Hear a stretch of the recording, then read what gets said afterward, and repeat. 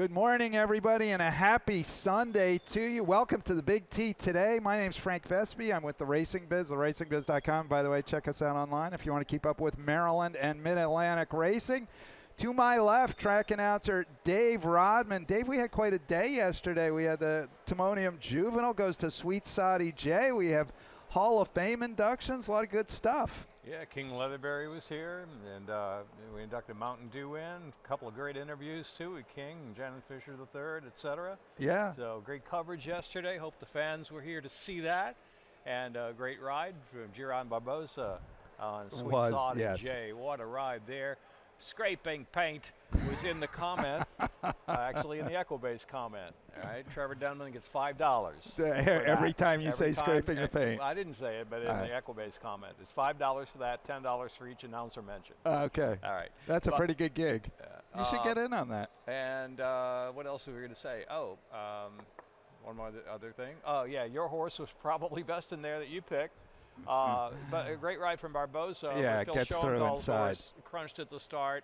Kind of a ragged start for that horse, and actually made a nice move. Certainly one to watch down the road.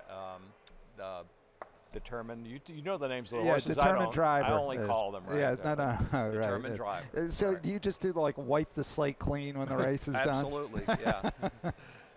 All right, Dave, we got a challenging 9-race card. I was talking with our morning line maker a little bit earlier, and he kind of threw his hands up and said, I just don't know what to do with some of these races, and I think you and I are going to demonstrate that here by not agreeing on a whole lot. Yeah, you think Saratoga's tough. Try to play Timonium. Big T. By the way, Handle up 20% yesterday and On Track up over 30. So wow, another big day here. here at Timonium, and should be the same today with the nice weather and competitive fields. Some open races. All right, Dave, well, let's start with the first race. It's 5,000 beaten claimers going a half mile. These are the older guys here, and I'm landing on Loaded Sniper. You don't like that one even a little bit. You got Mosifus. Yeah, well, Mosifus, he's kind of like an away to return type horse, right? Yesterday, away to return, coming back to good form. This horse has great early speed when he wants to have it. He's had it in his last few starts, but faded, but he's faced some tough company. Brother Conway, Cryo, Dafuski Island up at Belmont. If he comes back to that race at Laurel, this is his first time blinkers on the dirt. They added blinkers to him on the turf last time out. He didn't fade as much, and he still showed that early speed, so I think it's a go and gun. Going a half mile, which, of course, is what you have to do. Mosifus. Well, now let me ask you about Loaded Sniper, because he's another one. He's been try that again. Running 4.5 at CT. He's got that kind of speed, that kind of early speed. He ought to be right engaged from the get-go too. No? Does he? He's got speed, but as we said yesterday with the pace figures, sometimes they're a little bit tough to determine. True. I mean, I have him as competitive. I just think, it's going to be these two, and I just think Mosifus is a little bit classier horse. Sometimes when you get in a duel, the class kind of prevails. Yep. No, he's certainly on the drop down. He looks like a major player here. We're going to move quickly through this race. Right. So 4, 6, 1, 3 for me, 3, 6, 1, and 2 for Dave. Let's go on to race 2 here. 16,000 beaten claimers going 6.5 furlongs. We're slightly more similar here, although not necessarily. I'm going 4, 6, 3, 1. Dave on the 2-horse, Wethley Webble. Well, a key scratch in here in Sutton Breeze. I left the picks as is. I thought that Sutton Breeze would be the speed of the speed of the speed. There'd be a good duel. Rascally Rebel does his best closing from just off the pace. Last time he was a bit rushed. I don't know why, a little bit early in that race, and hung in there to finish only 4th beaten 2 3/4 lengths. I think it'll be a little closer today, but maybe not on the pace, and I'm just going to stick with him on top. That was my first selection in the race. Rowdy Den has some good numbers at Delaware Park. That race 2 back, a real solid race July 15th for the level. That puts him over the top, and he's a horse that won't be that far off the pace either. And apprentice rider coming out from Delaware to ride Jeremy Alicia there. And 6 Shack in the Box. I mean, in his better days, he's been competitive in this spot, and I think he still will be. He was second behind a lengthy 7-length around their Street Hustle. Came back to set a brisk pace here at the Big T the other day. It looked like he was a threat, but he went a little bit too fast in that race. Ended up third. Ended up third. Going back briefly to Big Rowdy Dan, who was my top choice, that last race which he won, turns out looks like a pretty good race. Two runners have come out of that to win their follow-ups, including a horse that finished 8th. So that may have been a pretty good heat. And interesting to see Alisea, the 7-pound bug, decide to come down to the Big T for the ride. So all right, a couple positive signs there. So anything else you want to say on race 2? No, we're a little behind, so let's roll on, get some other races. All right, race 3, maiden 12.5s, going a half mile. These are 2-year-old fillies. And you're going 6-2. I'm going 2-6. Yeah, Stolen Laughter, Cinco Charlie filly out of Slew Bullets, a sibling to a 2-time winner. And the scratch in the race is Gina Rob's runner, Something Silly, and leaves the other. So the man said, why run 2 and 1 will do, right? So we'll go with this firster here from the outside, hopefully speed and a clean trip. Doesn't have a whole lot to beat. The 2 has blinkers on, interesting, because she was 5th, but prompted and chased 2-5 winner that day at Presque Isle in the debut named Face Down. So blinkers going on here for Brooks and Rojas. Those look like the principals. Neither will be that much of a price in a short field, but they may be the speed of the speeds. Yeah, I thought that was actually a pretty decent effort from Now I'm Here, the 2-horse, and as you said, gets blinkers on. Rojas rode both. Actually didn't ride this one, rode another day of work for Jerry Brooks on debut. Jumps off that one to get here. They've been doing pretty good work together, Rojas and Brooks. Yeah, just a weirdo bomb. Number 3, Chundi, I know shows nothing on form, but had a little bit of trouble at the start. Kind of got left there when bearing in. Maybe a little bit better start today. Somehow ran a little bit better, I thought, going a half mile than she did going a mile and 5 furlongs. So, just an oddball play. I mean, I wouldn't get excited about it, but maybe an underneath use in here in a race won by Capitude that was okay for the 25 level, and she slices in half in claiming tag. Yep. No, we both used that horse a little bit, so that obviously makes it a good play, right, Dave? Okay. On to race 4, maiden 5,000, bottom level maidens, 4 furlongs, the distance, fillies and mares, 3 and up. And we are once again absolutely nowhere. Tell me about Destined to Dance. Well, not a whole lot to say, except I thought that the Aztec Bay, even though it was the lowest of the low levels here, was pretty fast and ran a credible 4th in that race. Was 4 deep here at the Big T. He's running right quick here in a week's rest. For Jose Corrales has been known to pull an upset, and I couldn't find anybody I was really in love with in here. Devon on Earth starts at Charlestown, maiden special, first 5 times, then dropped to the claiming level, finishing 3rd, but beaten favorite twice in a row for the Farrier Barn. Looks like she's going to gun and go, right? You'd imagine. That's what she's done every other race. I landed on Providing here for Mike Gorham. This is a horse that actually ran maybe better than it looks last time out at Delaware at a higher level, was the pace, and was right there for the first half mile, backed out, now dropping all the way down to the bottom. 4 out of 5 horses from that race to run back have run 2nd or 3rd in their follow-up, so it might be an okay heat. And jockey and trainer combo, Gorham and Alvello, 16% with a reasonable ROI. Yeah, and I didn't write or repeat that stat I had from yesterday about Michael Gorham at Timonium. Just an amazing stat, a positive ROI for Gorham. So that's it for race 4. All right, race 5. We are making short work of today's card here. 5,000 claimers, once again beaten claimers, going a mile, 3 turns here at the Big T, and you land on, I believe, the favorite, Unequivocal. I'm going to take a little shot with the 4-horse, Our Hoisted Mast. All right. Well, I kept looking for some pace in the race. There's really not a whole lot maybe except for Wicked Mad, right, I would think. I mean, you scan the page. But I think Unequivocal will be a little bit closer than he has been in his 9 starts this year, simply because he ran a big race at Laurel, 2 back, from post 10 going a mile and a 16th. Look at him, right? Behind Grant Andrews, beaten 5 lengths from post 10 at Laurel. Gets a nice draw today, going the 3-turn mile here at Timonium. and maybe Wicked Mad. It got Grandma May stoke up some of this early speed that he used to have way back. And Unequivocal, and I make Unequivocal look good today by staying closer than usual. I don't think it's because he's sharper than he has been. I just think that the fact that the pace might kind of fall apart in front of him. That is a logical surmise, and I would tell you very wise things about our hoisted mast, but quite frankly, I can't remember why I picked. I was going to ask you first. You had a long time to think about your selection there, but I did. You did a nice little filibuster and everything, and I still can't quite get there. I like the horse, but I don't know why I like him. How's that one? Yeah, exactly. All right, He does have a little bit of back class to run too. I mean, he's got efforts on this page that win this race. His best races really have been kind of like one-turn sprints where the pace falls apart, and here he comes rolling. But given the way Martina Rojas is doing right now, 3 wins day before yesterday, maybe can finesse this one back into form. Hasn't won since the claim back January this year, but not a bad race, I thought, really, behind Charge to Victory, and does come out of a fast race. I'll give him that. The Cairo Kid, Now came back to win.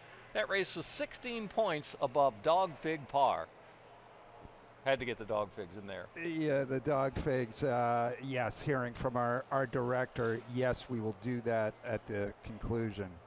All right, race 6. 2 other than going a mile and 16. This is an interesting heat, Dave. And once again, we're in different spots. I'm going to take the Jerry Robb horse. That's Mr. Mo, the one horse. You've got It's Sizzling Time. I was wondering what to do with It's Sizzling Time. Yeah, actually, Very formful. I reconsidered my pick in here. I'm going to pick the 3 on top. This is the race where I changed my pick. Okay. And the reason I did it, It's Sizzling Time can win, but I had a good stable mail note last time out on feeling woozy. So I'm going to go 3, 4, 6, and 2 in here on the Ham Smith barn. 6 behind Super Accelerate, but experienced, I thought, a tough trip in the Star de Nascra. And going 2 turns, that's his style. He's a kind of a better horse gone 2 turns. So there we go. 3, 4, 6, and 2. Thanks for changing that on the fly. I meant to do that before I got here this morning, but today's show's a little bit of a scramble for your crack morning show You're team. right. And Dave, I landed on That's Mr. Mo for Jerry Robb. This horse is a horse moving in the right direction. He's stretching out for the first time. We'll see if that works, but he's 1-2 straight for Jerry Robb. Xavier Perez in the irons once again. The horse that he beat, this is a kind of an update. If you put in your PPs anytime before yesterday, this is an update to you. The horse that he beat last time out, Frightland, came back and won an allowance race at Colonial Downs. How is that possible? He loves to run second. All things are Good possible. work. I didn't know that. Yeah, okay. He won next out. And I always like a horse, a lightly raced horse, a decent breeding. The breeding says he should stretch out. Uncle Mo out of an Empire Maker mare, coming from a good barn, kind of going through the conditions, always an angle I like. And I'll take 9-2 if I get it. He's an improving horse. Yeah, he's an improving horse. Might have overlooked him a little bit here. He did have the trip of trips last time out as a long shot winner from post 2, kind of getting through down to the inside there and shocking everyone at 16 to 1. Yeah, but his numbers are improving no matter which way you look at it. As Andy Beyer said yesterday on What did Talking Andy Horses, Beyer say? I think your opinion is quite legitimate, and good luck with that. That's I'm not quite sure what the phrase is. It's kind of a damning with faint praise thing, isn't it? Yeah, exactly. So, no, I mean, I'll give him. He's an improving horse, and I just thought the perfect trip. I got off that perfect trip scenario for him. So. Yeah, no, I get you. And feeling woozy, I'm using same as you. It's Sizzling Time. I'm using the 6 horse. Let's talk about It's Sizzling Time because he runs a huge race at Parks, and was disqualified there, but came back to run another huge race and got a lot of respect on the board against a very, very quick sprinter named Baracho. Last time he ran at Laurel back in August 20th. Yeah. And got the willingly comment as well, which indicates to me that he's sharp, He's run okay around 2 turns. He's run second before behind, how many races has I won? Won about 16 or 17 in his life. A lot. Yeah. Double yeah, digits for sure. A veteran who ships back and forth from Penn National to tracks around the Mid-Atlantic. Right. Yep. No, it's sizzling time is razor sharp. I think we should actually briefly touch on Martin Man here because that's the long shot in the field, and both of us have him on the ticket. He's the 6-horse, 20-1 for Wade Sanderson, Victor Rodriguez. Yeah, maybe he's a horse for a Charlestown course. I don't know, but I had to use him because he likes to try. 17 times second, 59 starts and 8 wins and 11 thirds. His best races where they run him at Charlestown. He went okay when they shipped him to the mountain, but never been to Timonium, so we don't know. No, the thing that drew me to him is he's, I believe, the only horse here who has run a really good race going 3 turns. And this is a 3-turn race. His effort in the West Virginia Breeders' Classic last year when second to Maudib was a terrific, terrific effort. If he can somehow find that form again, he's right there. Well, he's going to be a long shot, low percentage barn, and there's a lot of other principals in here that seem to be in really good form with better numbers than their last couple. Yeah, no, he needs a bounce back effort, but Curlin's Malibu did run second behind Galerio. Got to respect that, right? 43 starts for Galerio. 11 wins. Galerio's a beast. Yeah. He is a beast. He's at a hard 35 to 1, he was second. Yeah. No, that was a very good effort. I wonder if Galerio's going just maybe a little bit till not at his sharpest at the moment. Keith mentioned to me Plot the Dots yesterday.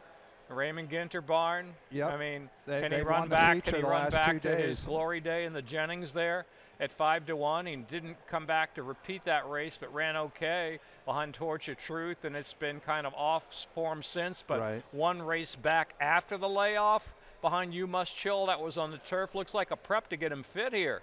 And you get everybody points to the Big T. Yeah. Well, you get Carlos Lopez up too. I mean.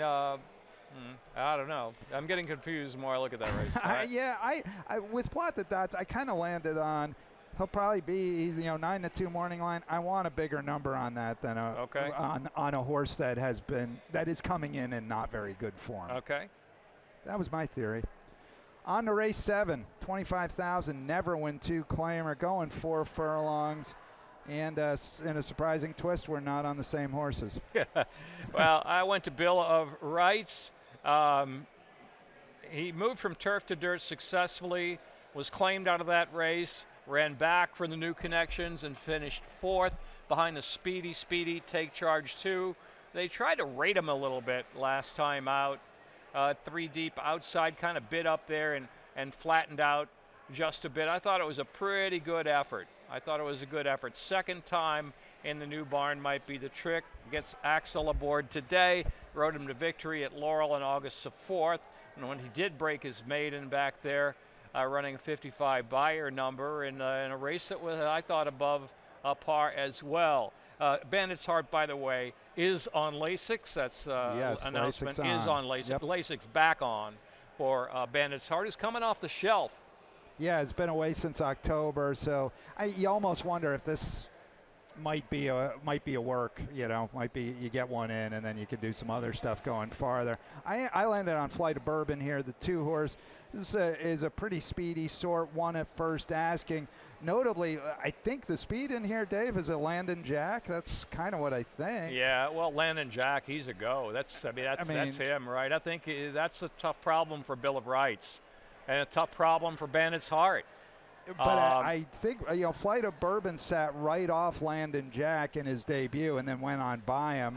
Has he improved that much was my only reservation about him. I don't know. I think he's still, he's raced 3 times. He's got upside as far as I'm concerned. Here's a Lollapalooza play, a wild, out of the Go sky, ahead. A lot of sense.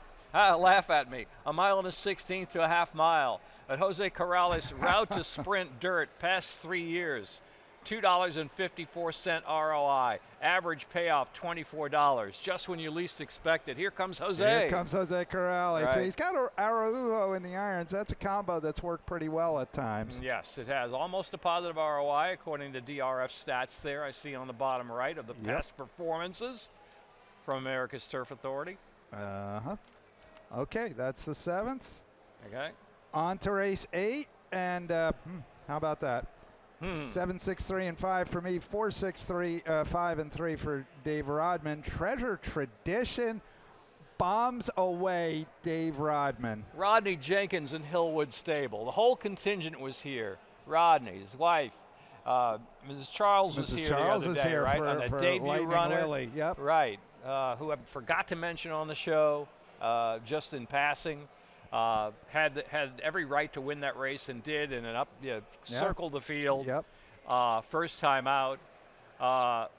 Look past that time off stat you see in daily racing form for Rodney Jenkins. See, if you dig down, it's not a huge stat, and he can win with a horse off a time away. And I think if this horse is as sharp as his better days, back when he won that allowance race in November last year across town at Laurel Park, he's going to be a little more on the engine today. I'm just taking a little flyer here. Treasure Tradition at a price, a big price. I like it. 15 to 1. I landed on Oliver here. That's who's 7 to 2 for Brittany Russell. First time in the Brittany Russell barn. Here you go. Speaking of trainer stats, first time in the barn. Been away 61 to 180 days. 14 for 34.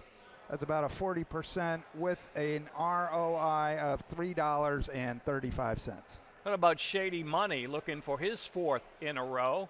He's in super sharp form right now. Yep. And, he really almost could have been my top pick here. But, the way I'm doing, I need a price to get my ROI up for the meet. You got to catch up. I understand. Uh-huh. Wait, we're running out of chances to get our ROIs up, too. So well, this might be the one for me. 7, 6, 3, 5 for me. 4, 6, 5, 3 for Dave, and bombs away for Dave. On to race 9, maiden 25, 2-year-old fillies, 4 furlongs, and Frabjous Kalu Calais. We agree on How the top about that? choice. We agree on one race today, and that's number 9, Chublin, the Hate Chub filly for Gina Robb. Second time out, finished second at Delaware. I got something to say about the race. What do you want to say about the race? The winner, Lubu, was Anthony Pecoraro, who's done very, very well up at Delaware with first-time starters. Usually has them ready to win first out of the box. So I thought a pretty good effort up on the engine. 16 points above Dog Fig Par. That's all you need to know. Call off the dogs, so to speak. And I watched that race. I mean, she prompted pace, finished second, but she was trying the whole way through the stretch and finished second. Never really gave up the fight. It wasn't like she was a fading second. So anyway, our first time we agree. For what that's worth, could be an elimination mark. Who knows? Yeah, right. Maybe cross out all our picks and do whatever you want. A lot of people do that. The anti. Champagne Dance is from Jerry Robb. Divining Rod horse, 18%, 2-year-old, first out winners, 2 siblings are speedy types, and they paid their way. First time starting runners for Divining Rod on the dirt. Courtesy Stats Race Lens, 20%, and a positive ROI. See Divining Rod, first time starter, think about it. So you're going the Rob Exacta. Rob Exacta. I actually used a slightly different, similar angle. I get to a slightly different conclusion and use the 8-horse RB's Big Moment. Outwork his sire 15% with first-time starters, and Mike Jarrell is a solid local trainer. So I kind of feel like that one might be ready to pop as well. Any other thoughts here on the nightcap? No, that's it. Any more comments from the Peanut Gallery over there? Oh, yes. You have a fan of the day that you wish to recognize. We've only had one fan of the day, and that was Pete Aiello's dog Luna at Gulfstream Park, who watches the show religiously. with Pete. Yes, Welcome, Luna and Greyhound Pete. Luna.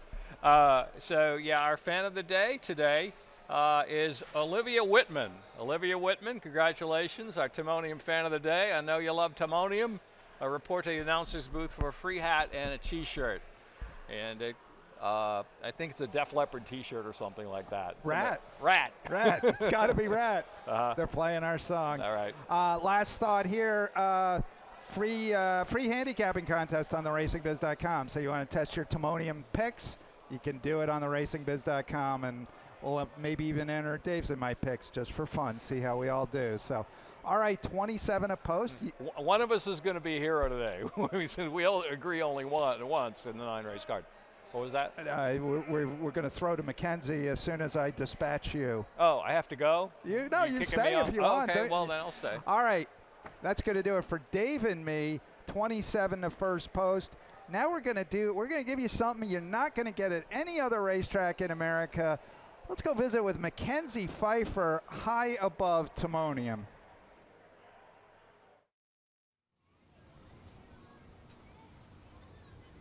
Well, everyone, welcome to the State Fair. I'm really excited as we're getting to the end of these racing days at Timonium, but I'm trying to make the most of it, and so I'm over here bright and early.